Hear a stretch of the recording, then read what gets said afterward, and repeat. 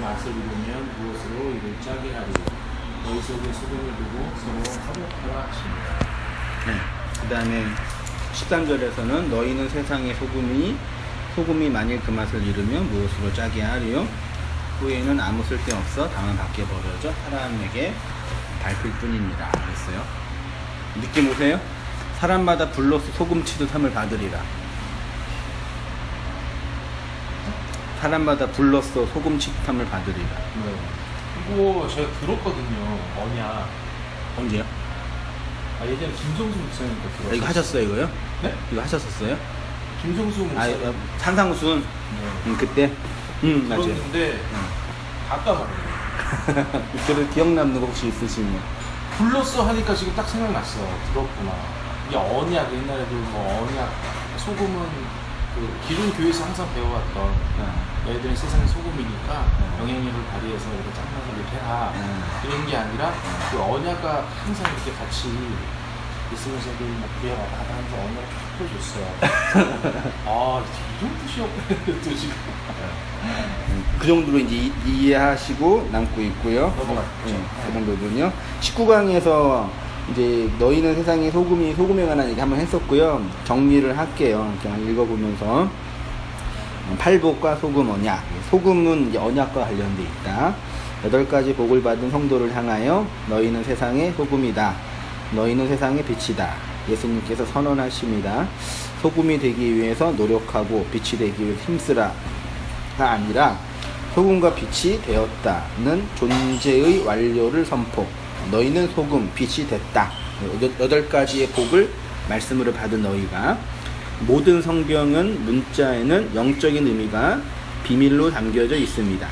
특히 예수님의 말씀은 많은 은유와 상징으로 비유되어 있죠. 그래서 좀 어려운 게 뭐 김명근 목사님도 그러시지만 성경 언어가 은유고 비유고 파라볼레니까 그 비유면은 이게 의미가 다양하게 내포되어 있는 거거든요. 예수님께서도 뭐 산에 그 공중에 나는 새를 보라 할 때 그 공중 나는 새가 뭐냐 라는 의미를 이제 두어야 되잖아요. 그러면 이제 하나님께서 공중에 있는 이 새도 이렇게 먹여 주시니까 우리도 먹여 주신다. 그렇게 이해해 왔고, 그럼 공중 나는 새는 뭐냐?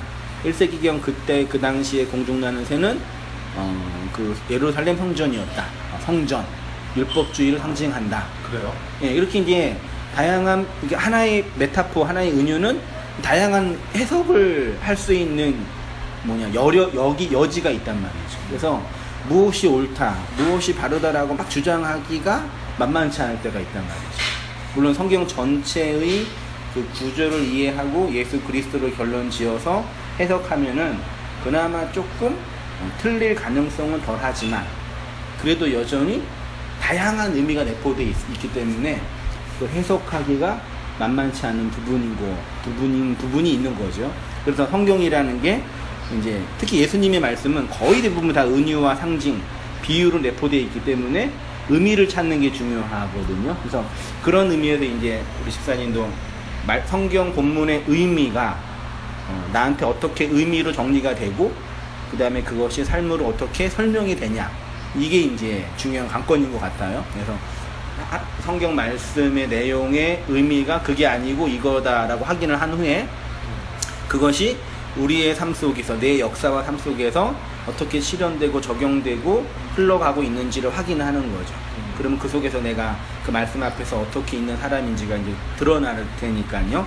그런 의미에서 이제 소금도 이제 많은 언약적 의미가 내포되어 있는데 긍정적인 의미와 부정적인 의미라고 제가 정리했는데, 긍정적인 의미로는 심판, 부정적인 의미로는, 그 다음에 긍정적인 의미로는 구원. 소금이 언약이고 언약 안에는 심판과 구원이 함께 있다. 이렇게 정리했어요. 그래서 심판의 의미는 창세기 19장 24절 한번 읽어 주세요. 여호와께서 하늘 곧 여호와께로부터 유황과 불을 소돔과 고모라에 비같이 내사 그 성들과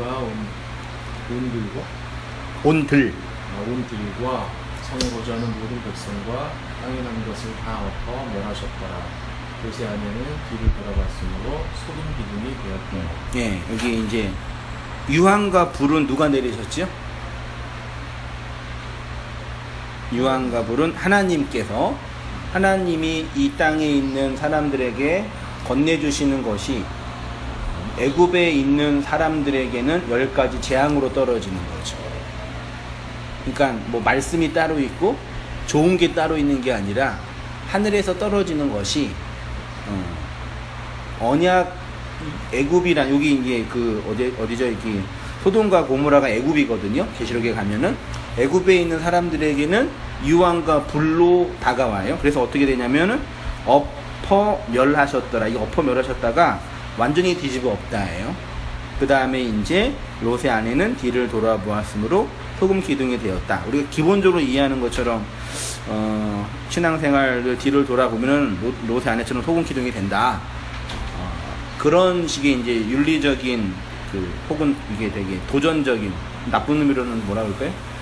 위협적인 위협하는 거죠. 그런 식으로 이해하는데 결론만 말하면 여기 소금 기둥은 결국 뭐 같아요? 소금은 언약이니까 언약으로 세워진 기둥. 하나님 말 안 들으면은 이게 기둥이 된다. 말 잘 듣자. 그 정도에서 끝나는 게 아니라 결국 이 소금 기둥은 누구의 모습이어야 될까? 누구의 모습일까라는 얘기죠. 뒤를 돌아봐서 소금 기둥이 됐는데 롯의 아내는 그거는 결국 어떤 걸 설명하는 걸까? 뒤를 돌아보는 것도 의미가 있어요? 그 신약에 와서도 쟁기를 들고 뒤를 돌아보면 안 된다 그러셨잖아요. 무슨 의미예요?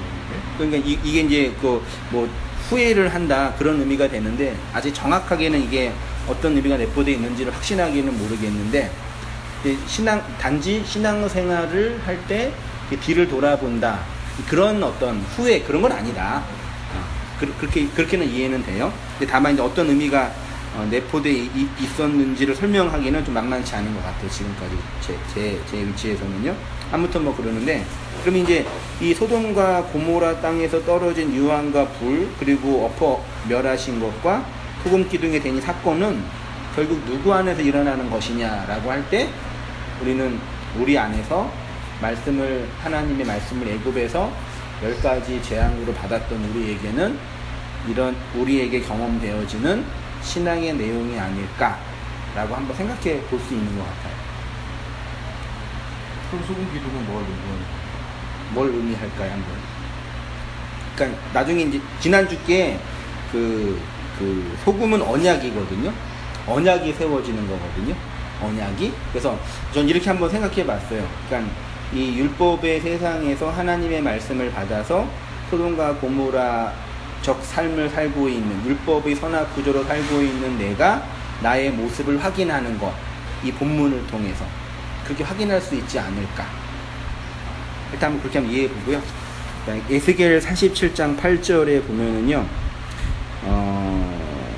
내게 읽어볼게요. 그가 내게 이르시되 이 물이 동쪽으로 향하여 흘러 아라바로 내려가서 바다에 이르니 이 흘러내리는 물로 그 바다의 물이 되살아나니라. 이 강물이 이르는 곳마다 번성하는 모든 곳이 살고 또 고기가 심히 많으리니 이 물이 흘러 들어가므로 바닷물이 되살아나겠고 이 강이 흘러 이르는 각처에 모든 것이 살 것이며 또 이 강가에 어부가 설 것이니 엔게디에서부터 에네글라임까지 금을 치는 곳이 될 것이라. 그 고기가 각기 종류를 따라 큰 바다의 고기 같이 심이 많으려니와 진펄과 개펄은 되살아나지 못하고 소금 땅이 될 것이며. 그러니까 하나님의 회복의 은혜가 선포되는 그 현실에 구원과 은혜의 반대편에 있는 심판과 진노로 설명되는 소금 땅이 있다. 이렇게 한번 보시고요. 그 다음에 스가랴 2장 9절에는 이제 소금 구덩이 이렇게 되어 있으니까 소금이라는 것이 한쪽에서는 구원과 언약을 상징하지만 또 한편에서는 심판과 황폐함을 설명한다. 이걸 제가 말씀드리려고 한 거예요. 구원의 의미는 출애굽기 30장 34절 한번 읽어주시겠어요? 여호와께서 모세에게 이르시되 너는 수압향과 나간향과 풍자향의 한 품을 가져다가 그 한 품을 미완히 섞되 각기 같은 분량으로 하고 그것으로 향을 만들되 향 만드는 법대로 만들고 그것에 소금을 쳐서 성결하게 하고 그 향 얼마를 굽게 찌어 내가 너와 만날 회막한 진도의 앞에 두라. 이 향은 너희에게 지극히 거룩합니다. 소금을 어디에다 치냐면은 그 제물에게 소금을 뿌려요. 보면 됐죠? 그냥 에스겔 43장 22절에도 번제물에 소금을 뿌려요. 레위기 2장 13절을 봐요. 내 모든 소제물에 소금을 치라. 소금을 뿌려라. 내 하나님의 무슨 소금이요? 언약의 소금을 내 소제에 빼지 못할지니. 소금을 언약이라고 설명하고 있고요. 민수기 18장 18절에서는 소금 언약이 뭐냐면 헌제자가 제물을 드릴 때 제물의 가슴살과 앞다리살은 누구 거예요? 제사장의 것이 되는 거예요. 그것들을 하나님께서 소금 언약으로 영원히 주겠다라고 약속을 하신 장면이 민수기에 나와 있어요. 지난주에 이 본문을 가지고 이 소금이라는 게 하나님의 언약을 설명하는데 한쪽에서는 구원이 실행되는 장면으로 한쪽에서는 심판이 적용되는 장면으로 묘사가 됐다. 언약 자체가 그런 의미다. 이렇게 정리를 했고요. 들어가서 한번 해볼게요. 언약을 전하는 자들, 소금은 이렇게 하나님의 영원한 언약을 상징하는 것으로 사용이 되었습니다. 하나님의 언약이 한쪽에서는 구원이고 한쪽에서는 심판으로 집행됩니다. 이렇게 팔복의 말씀을 받은 성도가 세상에서 소금이 된다라는 것은 이러한 언약의 기능으로서 소금의 언약이 된 성도가 이 세상에게 그 언약을 나누어주는 존재와 기능이 된다는 것. 이게 무슨 말이냐면 우리가 하나님의 언약을 말씀을 언약으로 받았잖아요. 그럼 그거 존재 자체가 이 세상을 향하여 하나님의 언약을 받은 자로 서 있는 거예요. 마치 소금 기둥처럼. 그러니까 우리가 말씀을 받아서 말씀이 어떤 능력을 받아서 내가 주님 때문에 이런 문제가 해결이 됐으니까 너도 예수님 믿으세요. 이런 식의 전도가 아니라 이런 하나님의 팔복의 이 언약을 우리가 역사 속에서 받아서 서 있으면 그걸로 이 세상에게 하나님의 언약이 적용되고 있는 그 하나님의 백성들의 존재로 서 있는 거예요. 그거를 그림으로 설명된 게 소금 언약이라고 말할 수 있고 그게 소금 기둥처럼 우리가 딱 서 있는 거다 라는 거죠. 쉽게 말하면 하나님의 말씀을 받아서 화로다 나여 망하게 되었도다. 죽었어요. 네? 하나님의 말씀을 받아서 화로다 나여 망하게 되었도다. 이 부패한 인생이 하나님의 언약을 받아서 율법적 옛 자아가 죽었단 말이에요. 그 심판이잖아요. 그게 언약으로 푹 선 거예요. 그러면 이제 그렇게 서 있는 우리를 보면서 저를 보면서 세상 사람들이 쟤 봐라. 하나님의 진노와 심판을 받아 언약으로 섰다. 그렇게 본다는 얘기예요. 언약의 기둥으로. 제가 바울 얘기 한번 했었죠. 바울이 그리스도의 노예로 끌려가는 현실. 안 했었나? 들었어요? 바울이 고린도 전서에서 너희는 나를 본받으라 그랬잖아요. 그때 본받으라는 얘기가 예수님을 잘 믿고 예수님을 잘 의지해서 성공적인 삶을 살고 있는 나를 본받으라가 아니라 들었어요. 그렇죠. 예수님의 노예로 끌려가던 나가 이 세상에게 어떤 이게 상징적인 존재가 되는 거죠. 그렇죠. 노예가 된 거니까 예수의 노예가 된 거니까. 근데 어떤 사람들 그 바울을 보면서 저주받았구나, 공부 열심히 하더니 미쳤어 이렇게 비난하는 사람도 있었고 어떤 사람은 바울을 그렇게 만든 바울을 노예로 만든 그 예수를 나도 믿고 싶다라고 그 언약에 동참하는 사람이 있다고 했죠. 그게 세상 끄트머리에 둔 거라고 했잖아요. 마치 그런 형상과 그런 현실이 언약의 기둥으로 서 있는 거죠. 말하자면 소돔과 고모라가 멸망받은 것은 우리의 모습인 거죠. 우리의 율법적 선악구조, 애굽적 나가 하나님의 말씀이 불과 유황으로 떨어져서 심판받아 죽은 거예요. 그것들에 대한 증거물로, 상징물로 언약의 기둥이 쭉 세워진 거죠. 소금 기둥이라고. 이건 이해되세요? 네. 이런 측면 이해되시죠? 네. 그런 의미에서 하나님의 언약으로 존재한다 뜻이에요. 그렇게 복음은 그렇게 증거된다라는 뜻이고요. 이어서 주님은 소금이 만일 그 맛을 잃으면 무엇으로 짜게 하리요? 후에는 아무 쓸데없어 다만 밖에 버려져 사람에게 밟힐 뿐이니라. 이 말씀이 이제 우리가 소금인데 말이 안 되잖아요. 소금이 맛을 이룰 수 없잖아요. 제대로 아까 말씀하신 것처럼 영향력 있는 삶을 살지 못하면 세상에 밝힌다. 근데 질문이 나오잖아요. 성도가 신앙생활을 잘하면 세상한테 칭찬받나요?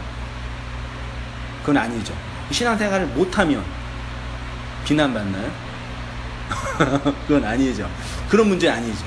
그렇지. 우리가 신앙생활 잘하고 못하고의 문제가 아니죠. 그러니까 이런 문제에 대해서는 자유로울 필요 있어요. 우리 가끔 교회에서 이렇게 그런 분이 계시거든요. 내가 네 모습 보니까 네가 믿는 그 예수 믿기 싫다. 네 하는 걸 보니까 네가 말하는 그 예수 믿기 싫다. 물론 이렇게 좀 재수없는 사람이 있긴 있어요. 이렇게 예수 믿는 사람들 중에도 있고, 특히 이제 이런 진리를 깨닫는 사람들이랑 하는 사람들 중에 진짜 재수없는 인간들 많이 있거든요. 그분들 비난하는 게 아니라 그런 사람들을 보면서 난 네가 믿는 예수 믿기 싫다 이렇게 말하는 분들이 있어요. 근데 예수는 그렇게 안 믿을 수 있는 존재가 아니죠. 믿을 수 있는 존재가 없는 거예요. 그렇게 해서 안 믿을 수 있는 분이 아니잖아요. 예를 들어서 집사님이 저를 보면서 한세인 목사 당신 하는 거 보니까 재수 없어. 그렇다고 예수님을 안 믿을 수는 없는 거잖아요. 제가 싫은 거지 예수 믿는 거랑 상관이 없는 거잖아요. 이해되시죠? 그런 의미에서 신앙생활은 개인적인 거잖아요. 그러니까 이런 말씀을 보면서 내가 신앙생활 잘 못하고 주님의 영광을 가리는 그런 존재가 된다. 그것 때문에 뭐 죄책감이나 그럴 필요는 없는 거죠. 엄밀한 의미에서 신앙생활은 나 혼자 감당하기에도 버거워요. 어느 때는 이런 저주받은 이걸 받아가지고 내가 이렇게 살아야 되나라고 스스로 화가 날 때도 있는 게 신앙생활인데, 뭐 내가 신앙생활 잘해가지고 다른 사람한테 잘 보여야 되겠다. 그런 건 물론 이제 인간적인 관계에서는 예의도 지키고 이렇게 좀 이렇게 모범적이기도 할 필요도 있고 좀 이렇게 친숙하고 좋은 사람처럼 돼야지. 진짜 아무 때나 막 들이대는 사람들처럼 할 필요는 없죠. 일단 그렇지만 자유로울 필요 있어요. 그러면 이제 질문은 소금이 만일 맛을 잃고 밖에 버려지면 사람들에게 밟힌다 얘기는 무슨 의미냐 요거예요. 우리가 언약을 받은 우리가 이 세상에서 맛을 잃어버리고 사람들에게 밟히게 된다는 얘기는 무슨 의미냐 잘 적용해 보세요. 제가 예를 들어서 제가 성도고 집사님이 불신자인데 소금 언약으로 진리를 건네줬어요. 말씀을 전해줬어요. 말씀을 전해줬는데 말씀을 받는 세상 사람이 그 말씀을 받지 않고 있는 현실을 성경이 어떻게 설명하고 있냐면 소금이 맛을 잃고 그리고 사람들에게 밟힌다 라는 얘기예요. 생각해 보시면서 천천히 읽고 해볼게요. 소금이 만일 짠맛을 잃으면 이란 말씀은 소금이 짠맛을 내지 못하면 이란 의미인데, 소금이 명사로 사용되면 소금이고요, 동사로 사용되면 짜게 하다예요. 명사는 소금, 동사는 짜게 하다. 이 짜게 하다가 히브리어 헬라어로 가면 소금을 치다, 소금을 뿌리다예요.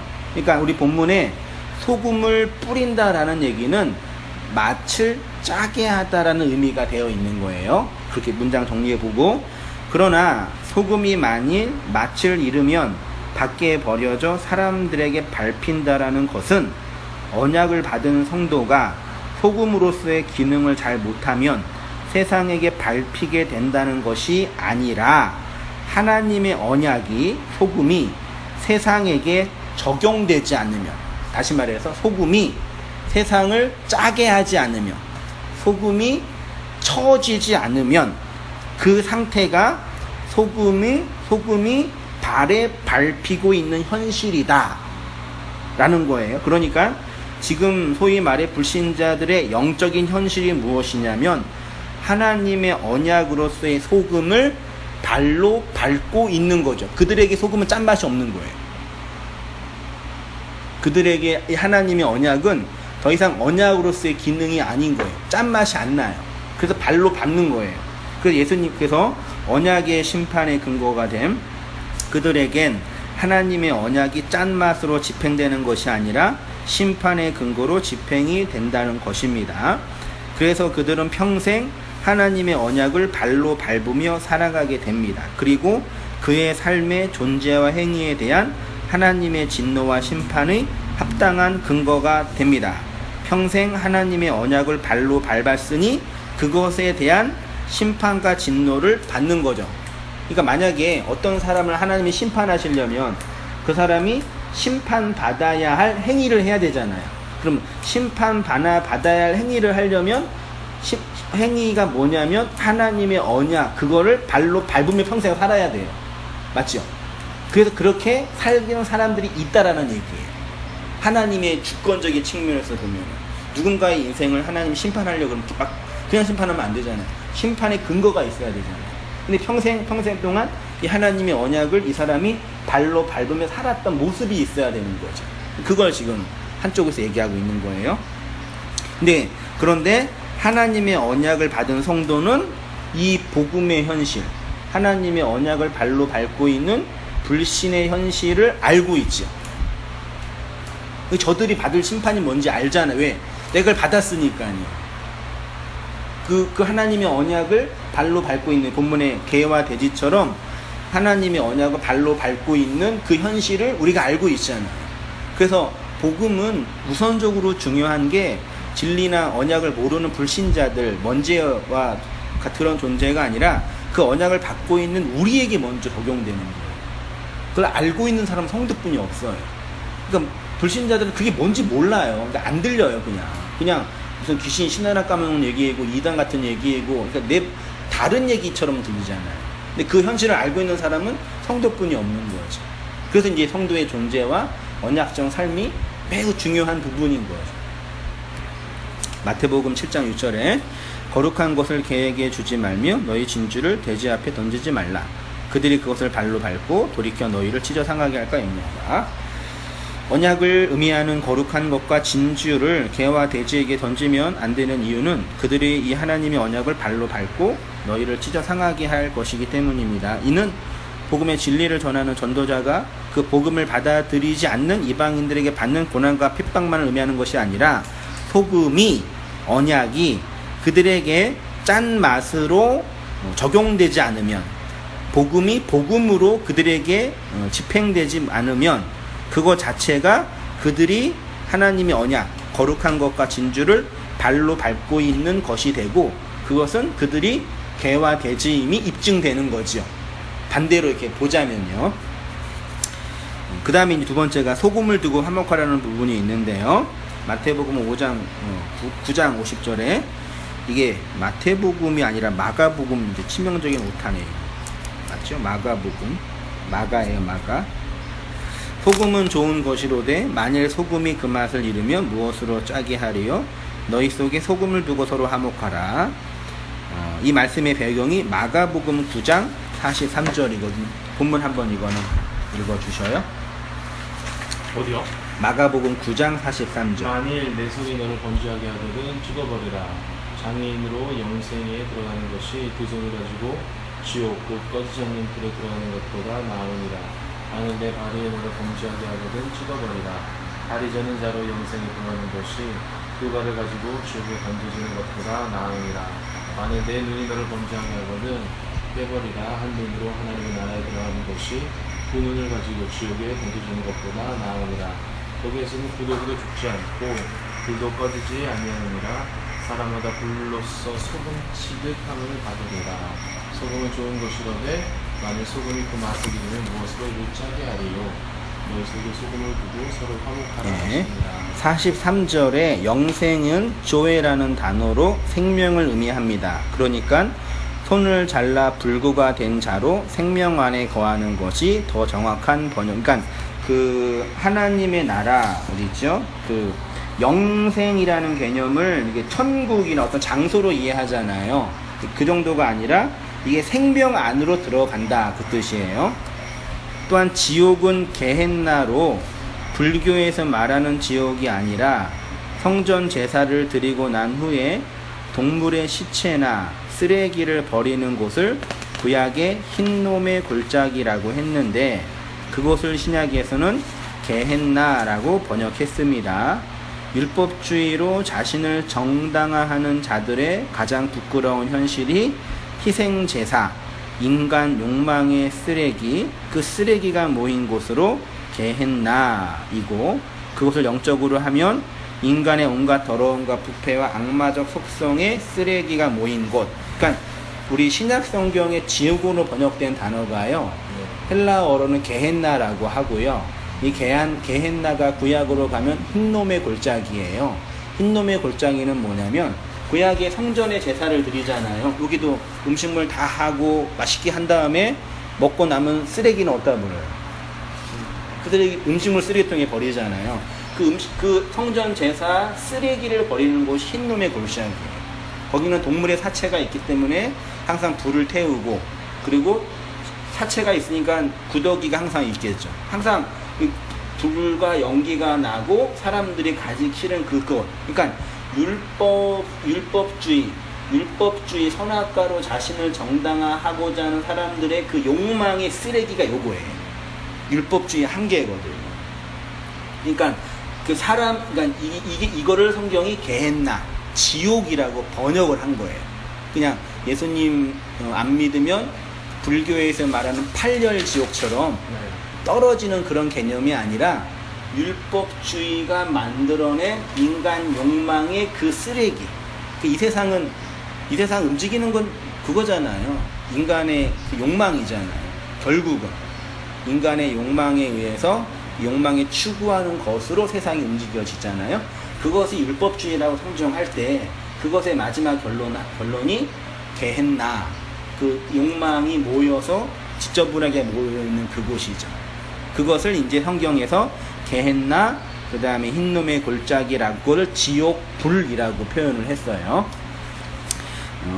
그래서 그곳 게헨나를 구더기도 죽지 않고 불도 꺼지지 않는 곳이라고 묘사한 곳입니다. 실제로 흰놈의 골짜기에는 항상 동물의 사체가 불에 타기 때문에 검은 연기와 사체가 타는 냄새와 썩는 냄새가 있었고, 사체를 먹고 사는 구더기가 항상 있었습니다.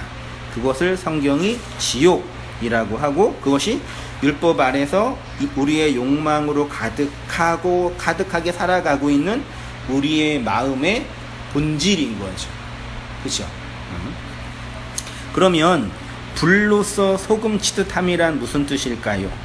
구약에서 소금은 제물에 뿌려졌고, 그리고 그것은 하나님의 영원한 언약이고, 그러니까 이 말씀을 받고 있는 제자들이 하나님의 영원한 언약을 세우는 자로 하나님께 드려지는 제물이라는 것이고, 따라서 하나님의 언약으로서의 그 제물에게 소금이 뿌려진다라는 것이고, 성경에서 불은 시련과 고난을 상징하는 것으로 하나님의 자녀가 반드시 통과해야 할 과정이에요. 베드로전서 1장 7절에 보시면 너희 믿음의 시련이 불로 연단하여도 없어질 금보다 더 귀하여 예수 그리스도에 나타나실 때에 칭찬과 영광과 존귀를 얻게 하려 함이라. 고전 3장 13절 한번 읽어주시겠어요? 아까 공력이 나타날 때인데 그날의 공력을 밝히리니 그는 불로 나타내고 그 불이 각 사람의 공력이 어떠한 것을 시험할 것입니다. 만일 누구든지 그 위에 세운 공적이 그대로 있으면 상을 받고 누구든지 그 공적이 불타면 해를 받으니 그러나 자신의 구원을 받되 불 가운데서 받은 것 같으니. 우리는 다 구원을 불 가운데서 받아요. 근데 이 불이라는 거, 하나님의 그 심판과 시련과 고난으로 사용되는 불이 우리 인생에 떨어지면 타서 없어지겠죠, 율법주의가. 근데 뭐가 남아야 된대요, 본문에? 공적이 남아요. 이 공적이 헬라어로 보면 에르곤이에요. 에르곤은 행위예요. 그러면 우리가 우리의 수고로 만들어낸 그 행위는 하나님의 불에 다 없어질 거 아니에요. 그렇죠? 그러면 남아야 할 그 공적은 누구의 행위여야 돼요? 하나님, 더 정확하게 예수 그리스도의 행위로, 예수 그리스도의 공적으로 우리가 구원받는 거죠. 그러니까 이 얘가 적당할지는 모르겠지만 그 불교에서 고승들이 죽으면 이제 불에 태우잖아요. 또요? 네, 불교는 불 태워서 하잖아요. 그럼 고승들은, 참선을 많이 한 고승들은 뭐가 나온대요? 사리가 나오니, 그게 많을수록 이 사람이 이게 그 고행을 많이 한 그런 고승이라고 칭찬해 주잖아요. 근데 그거는 모든 인간에 다 있대요. 마치 그것처럼 우리의 율법적인 선악구조가 하나님의 진리의 말씀이 다 타서 없어지는데 다 없어져요. 근데 남는 게 있어야 돼. 그게 뭐냐면 공적인데, 그 공적은 우리가 수도 정진에서 만들어낸 우리의 의의가 아니라 예수에 의해야 되는 거죠. 그래야지 구원인 거죠. 그거를 불 속에서 받는 구원이라고 하는 거예요. 그러니까 모든 구원은 다 불 속에서 받아요. 불을 통과하는 거예요. 근데 그 불이, 그러니까 그래서 불을 받는 거에 소금이 뿌려지는 거랑 똑같은 거니까 고대 시대 불과 소금은 정결을 상징해요. 그래서 모든 종교에 다 불을 지나는 게 다 있어요. 진짜 불에 지지기도 하고. 소금은 정결하게 하고. 그럼 우리 성도가 하나님의 언약을 불과 소금으로 받는단 말이죠. 그럼 그 과정을 통해서 나라는 육적자, 선악구조, 소돔과 고모라의 애굽적 나가 불타서 없어지고, 그럼 예수에 의해서 심겨진 그 나가 있어야지 그게 구원이다라고 하는 거죠. 그럼 우리 역사 속에서 어떤 걸 경험하겠어요? 본문처럼 사람마다 불로써 소금 치듯함을 받는 거죠. 요리하시니까 요리를 잘하려면은 뭘 어디에다 버무려야 돼요? 뭘 버무려요? 배추, 김치 잘 담으려면 먼저 어디다 버무리세요? 소금을 빳빳하면 양념 안 들어가잖아요. 소금에다 좀 절여 놓으면은 간이 잘 들어가잖아요. 다 음식이나 마찬가지죠. 그냥 생물로 있으면은 간이 안 들어가죠. 소금으로 절여 놓으면은 잘 들어가죠. 그것처럼 우리 인생이 하나님의 언약이 소금으로 들어와서 그냥 빳빳한 우리가 이제 절여져서 날 절여지고 계시는 거죠. 성도의 역사의 현실 있죠. 불 속에 사는 거 한번 읽어주세요.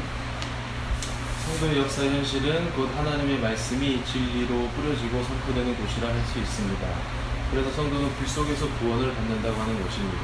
그 불 속에서 하지 않는 유일한 것이 공적으로 남아 있어야 하는데 그 공적은 오직 예수 그리스도의 의뿐이 없습니다. 불은 그렇게 우리의 율법의 역사를 불 가운데서 구원을 받게 하는 것입니다. 재물에서 소금이 뿌려져 하나님의 언약을 설명하는 것처럼 우리의 인생이 재물이 되어 진리가 불로 뿌려지게 된다는 것입니다. 그래서 로마서에 너희 몸을 하나님이 기뻐하시는 거룩한 산 제물로, 살아있는 제물로 드려지라 그랬잖아요. 그러니까 우리가 제물이라고 한다면 우리의 제물로서의 나가 하나님께 드려지려면 소금이 뿌려져야 되는 거죠. 말하자면. 그래서 그 소금이 정결하게 되고 하나님께 성결하게 구별받았음을 증명해내는 거죠. 그것이 우리의 이 코스모스의 역사와 시간 속에서 진행되는 거죠. 그 소금이 뿌려지는 거는 단순히 생활의 어려움이나 재정적인 어려움이나 관계에 깨트려지나 그런 것들은 아니란 얘기예요. 그건 진짜 아무 상관없어요. 물론 우리 나눈 것처럼 어떤 계기는 될 수 있지만, 이제 저희 목회하지만요, 이게 어려운 환경에 있는 사람이 다 주님을 의지하지 않고, 어려운 환경에 있는 분들이 다 마음이 이렇게 다 올곧거나 이렇게 가난하지 않아. 오히려 더 굽어지고 강팍할 수 있고, 저도 그걸 경험하거든요. 처음 개척해가지고 이제 뭐 아무것도 없잖아요. 온 땅에는 사실 뭐 맨 땅에 헤딩하는 것처럼 개척을 해가지고 좀 뭐라 그럴까요? 원래 그렇게 사는 사람의 속에 뭐가 있어요? 뭐가 있어요? 속에? 도끼가 있잖아요. 다 인정을 못 받고 나만 외롭게 있는 사람들한테는 크든 작든 다 도끼가 있어요. 근데 그게 그런 게 있다고 소금으로 뿌려지는 거룩한 재물은 아니에요. 오히려 성격만 더 고약해지고 더 세상만 더 원망하게 되지. 그러니까 우리가 진리를 들을 때 이걸 되게 간과하면 안 돼요. 우리의 환경이 어려운 현실과 진리를 받아들이는 거를 굳이 연결해가지고 이게 하나님의 섭리고 하나님의 과정이고 이렇게 해석하면서 나의 이 어려운 환경을 스스로 정당화하고 싶을 때가 있거든요. 그렇게 나를 보호하고 싶을 때가 있어요. 근데 굳이 그렇게 할 필요 없어요. 왜냐하면 우리 인생의 문제는 인생의 원리 안에서 풀어내야 되잖아요. 아시죠?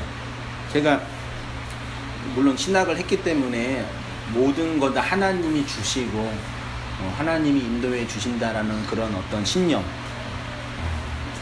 있었고, 또 개척을 해도 그런 자기 신념이 강했기 때문에 하나님이 우리 가족을 먹여주시고 입혀주시겠지, 그런 보이지 않는 신앙적이라고 이해된 신념이 있었어요. 근데 개척의 현실에 들어와서 또 성경도 배우고 또 이제 철학도 배우고 세상이 돌아가는 원리도 배우다 보니까 이게 하나님이 우리 가족을 먹여주시지 않을 수 있겠더라고요.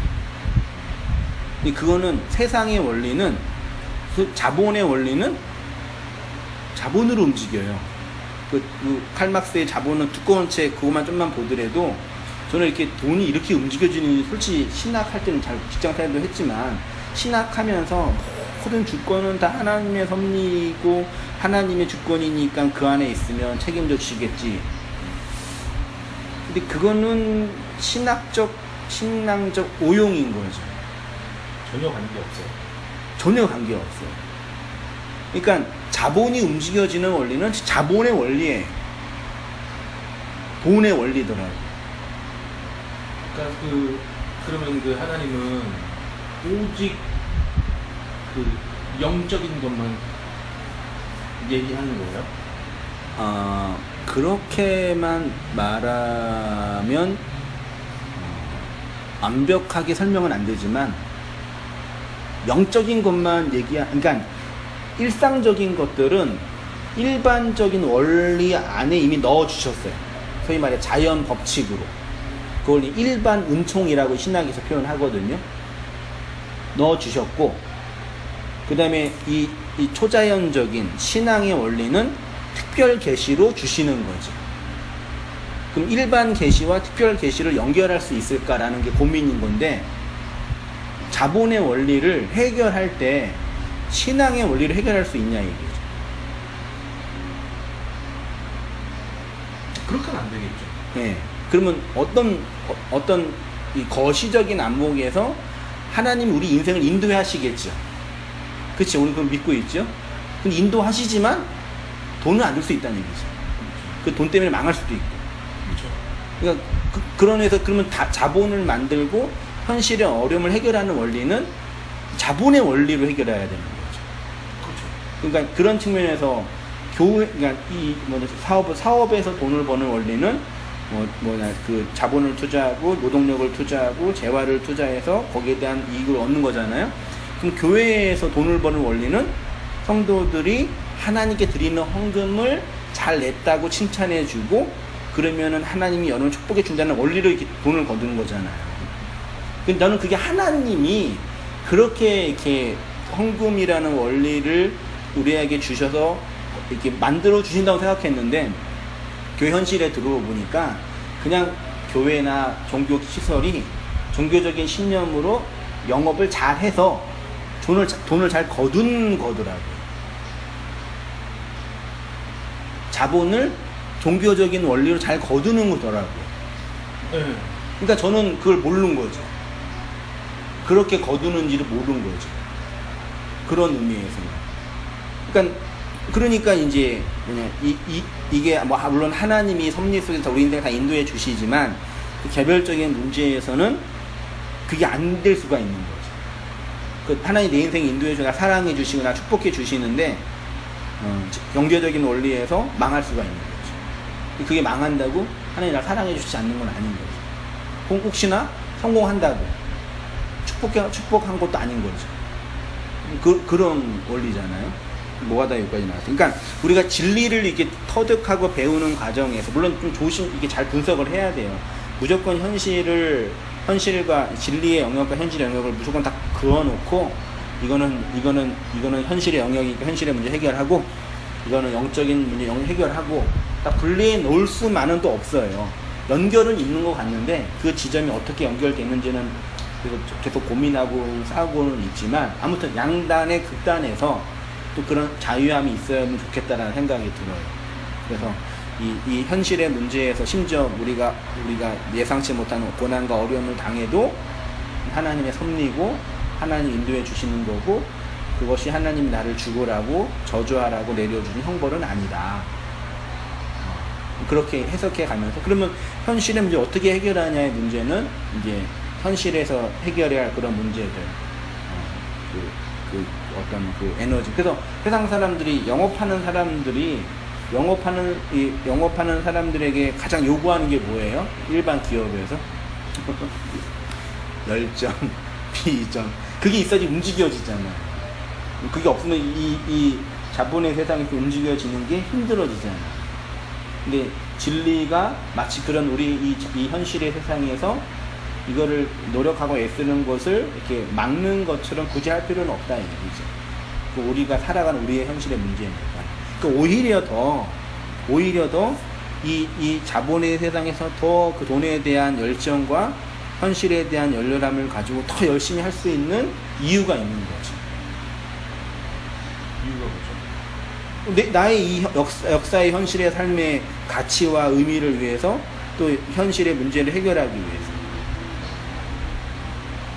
그리고 또 그런 과정을 통해서 내 가정과 내가 속해 있는 공동체나 다른 사람한테 좋은 모범도 줄 수도 있는 거예요. 또 안 그럴 수도 있죠. 어떤 분들은 또 막 돈에 대한 열정과 집착이 없어서 가지고요 막 힘들게 일 안 하는 분들도 계셔요. 그냥 뭐 버는 돈 좀 해서 내가 살지 이렇게 하는 분들도 계시고 그렇게 좀 이런 우리 현실의 문제, 그러니까 이런 인생의 어려움들을 어떤 계기를 통해서 진리를 듣는 계기는 되지만 그것 자체가 진리를 모두 커버할 수 있는 내용은 아닐 수 있다라는 얘기죠. 또 풀어내야 할 고민인 거죠. 어떠한 사람이 그 은혜로 복음을 듣게 되잖아요. 그 은혜의 폭력성이라고 하나? 그쵸. 아무튼 그 나랑 상의 없이 폭 들어오잖아요. 네. 그 때를 누가 정하는 거예요? 그때를요? 네. 누가 정한다라고 질문을 한다면 하나님이 정하시는 거겠죠? 그렇죠. 근데 그 현실적인 거는 말씀이 선포되고 들려질 때겠죠. 말씀을 들을 때겠죠. 진리가 들려질 때겠죠. 어때 이거 마무리해야겠다. 불 속에서 했죠. 예. 나를 재물 삼으시는 하나님과 화목하라. 소금을 두고 서로 화목하라는 것도 나와 다른 사람이 서로 화목하게 지내야 되는 것이 아니라 나를 재물 삼으시는 하나님. 여기서 이제 서로가 나와 다른 사람이 아니라 하나님과 나예요. 그렇죠? 그래서 하나님이 나를 재물 삼으신대요. 그래서 소금을 치신대요. 불을 보내신대요. 그래서 화가 나잖아요. 당황스럽잖아요. 그래서 화목하라는 얘기예요. 현실이니까. 나를 재물 삼으시는 하나님. 왜 나를 재물 삼으셔요? 물수를 수도 있고. 내 인생을 왜 이렇게 당신 마음대로 이끌어 가요? 라고 반론할 수도 있지만 그 모든 과정을 통해서 나를 재물 삼으시는 하나님과 화목해야 한다. 이거죠. 여기서 말하는 서로는 사람 간의 서로가 아니라 세상과 하나님 사이에 화목 제물로 드려진 그분, 즉 그리스도를 말하는 것입니다. 언약의 제물로 오신 그리스도의 본을 따라 자기를 부인하고 자기 십자가를 지고 가면 그것이 그리스도와 화목된 상태가 되는 것이고, 흠이 있는 나를 거룩하게 하시는 하나님의 언약을 따라 살아가는 것이죠. 소금 없이는 사람이 정결하게 될 수 없습니다. 하라 하지 마라 라는 율법이 우리에게 소금 언약의 말씀이라는 것입니다. 그래서 그 언약으로 우리가 정화되고 정결하게 됩니다.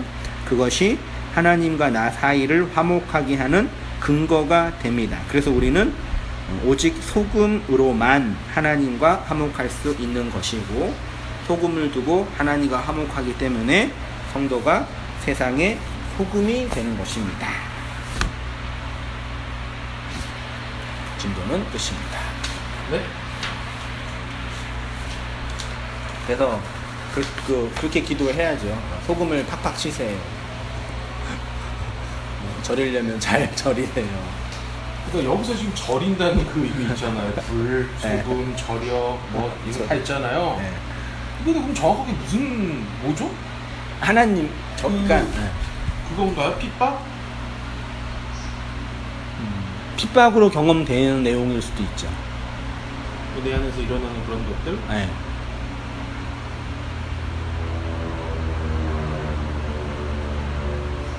처음에 제가 오셔서 그 하나님을 용서하냐고 물어봤을 때 그건 처음 생각했다고 제가 대답을 했거든요. 하나님 용서? 그러니까 그 거대함에 내가 무슨 용서까지 이런 의미가 있었어. 그러니까 어쩔 수 없는 거 아니냐. 그쵸. 뭐 상대할 이렇게 안 되잖아요. 쪼신 거예요, 그러면 하나님. 그래서 어쩔 수 없이 질질질 가는 건데 네.